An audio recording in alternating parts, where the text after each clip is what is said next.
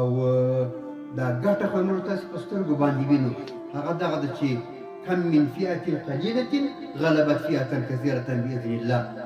ډېر کله ډېر ځله وړه ډله وي هغه پر یوه غټه ډله باندې بریا پیدا کړي 2000 لومړني کال یوه خاطره ده حاجي ملا عبیدالله خود رحمه الله د اسلامي امارت ملي دفاع وزیر و او امیر المؤمنین خو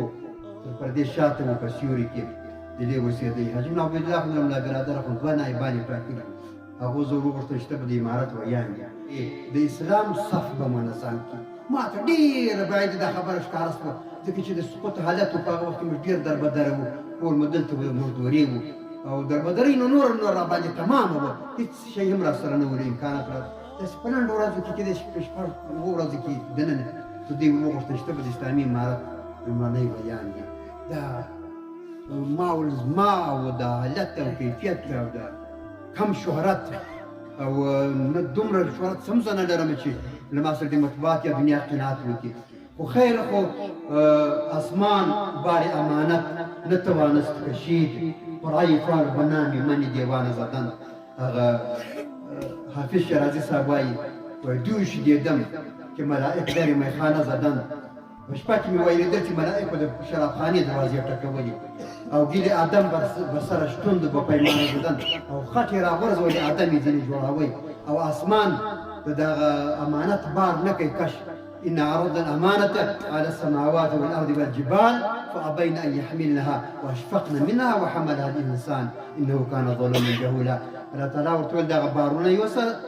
اسمان کې وول او غرونو دغه پورته نه کوي انسان وزي پورته کوم نو ما ول دا قرعه فال بنامي من دیوانه زدن دا د فال قرعه دا پچه خو زما په نامه وخته دا خو ډېر دروند کار موږ چې دا کار شروع کړي نه ډېر عاجز حالت زه حتی یا یو څه فلکس ما ته راسي بیخي ډېرې شپې په دې باندې ووتې ځکه چې امکانات نه ورسره یو کال باندې ما ته په مکې یو موټر راورسېد ځکه چې وس نه و د امارت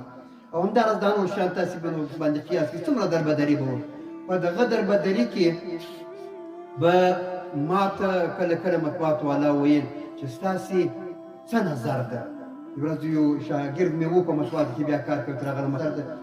تاسې به اوس په دغه ډول باندې عیاس سي چې یوه یوه حمله کړې هغه مولوي حاجي ملا خان یوه حمله کړې وه په د چوپان کې سوي وه چې داسې یوه په میانشین کې ډېرې کمې کمیانې په کونړو په دغه ځای کېدلې په دې به تاسې انقلاب راولي ما ورته ستا څه نظر ده ده راته ویل زه وایم دا ستاسې جنګ لیونتوب ده دا خبره مې اوس هم په یاد زما زړه را دردوي ما ورته توبه و ما وقامت یا فکر هر کس به قدر همتي اوس ځه ته خپلې خوشحالۍ کوه خپلې ټولو سرنا دې غږوه فکر هر کس به قدر همتي اوس د هر چا سره دومره چې همت وي دغومره یې فکر وي